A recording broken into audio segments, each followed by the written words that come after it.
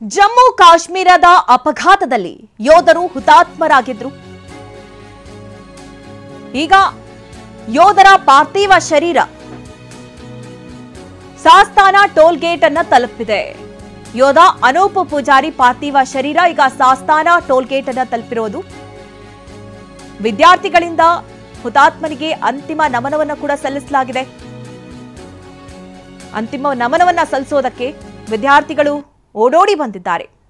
ಭಾರತ್ ಮಾತಾ ಕಿ ಜೈ ಎನ್ನುತ್ತಾ ಅಂತಿಮ ನಮನವನ್ನ ಸಲ್ಲಿಸಿದ್ದಾರೆ. ನೋಡಿ, ಜಮ್ಮು ಕಾಶ್ಮೀರದ ಅಪಘಾತದಲ್ಲಿ 5 ಯೋಧರು ಮೃತಪಟ್ಟಿರುತ್ತಾರೆ. ಅದರಲ್ಲೂ 3 ಜನ ರಾಜ್ಯದ ಯೋಧರು ಹುತಾತ್ಮರಾಗಿದ್ರು. ಅದರಲ್ಲೂ ಉಡುಪಿಯ ಯೋಧ ಅನೂಪ್ ಪೂಜಾರಿ ಅವರ ಪಾರ್ಥಿವ ಶರೀರವನ್ನ ತರುವಂತಹ ಸಂದರ್ಭದಲ್ಲಿ ಮಾರ್ಗ ಮಧ್ಯದಲ್ಲೇ ವಿದ್ಯಾರ್ಥಿಗಳು ಅವರ ಅಂತಿಮ ನಮನವನ್ನ ಸಲ್ಲಿಸಿರುವಂತಹ ದೃಶ್ಯಗಳನ್ನು ನೀವೀಗ ಗಮನಿಸ್ತಾ ಇದ್ದೀರಿ. ಭಾರತ್ ಮಾತಾ ಕಿ ಜೈ ಎನ್ನುತ್ತಾ ಅಂತಿಮ ನಮನವನ್ನ ಸಲ್ಲಿಸಿದ್ದಾರೆ. ಹೆದ್ದಾರಿಯುದ್ದಕ್ಕೂ ವಿದ್ಯಾರ್ಥಿಗಳ ದಂಡೆ ಕಂಡು ಬಂತು. ಹುತಾತ್ಮ ಯೋಧನಿಗೆ ವಿದ್ಯಾರ್ಥಿಗಳು ಅಂತಿಮ ನಮನವನ್ನ ಸಲ್ಲಿಸಿದ್ರು.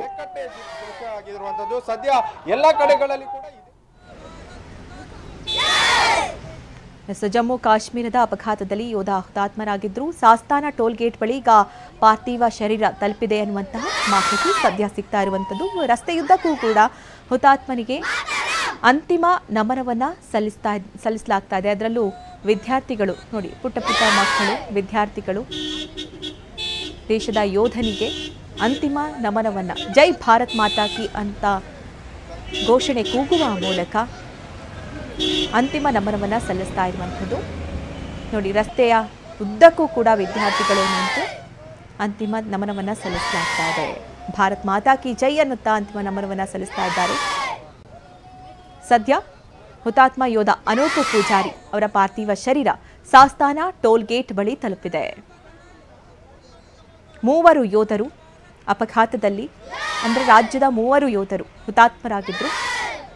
ಅದರಲ್ಲೂ ಅನೂಪ್ ಪೂಜಾರಿ ಉಡುಪಿಯವರು ಪಾರ್ಥಿವ ಶರೀರ ಬರುವಂತಹ ಸಂದರ್ಭದಲ್ಲಿ ಮಾರ್ಗದುದ್ದಕ್ಕೂ ಹೆದ್ದಾರಿಯುದ್ದಕ್ಕೂ ಕೂಡ ವಿದ್ಯಾರ್ಥಿಗಳು ಅವರಿಗೆ ಅಂತಿಮ ನಮನವನ್ನ ಸಲ್ಲಿಸ್ತಾ ಇರುವಂಥದ್ದು.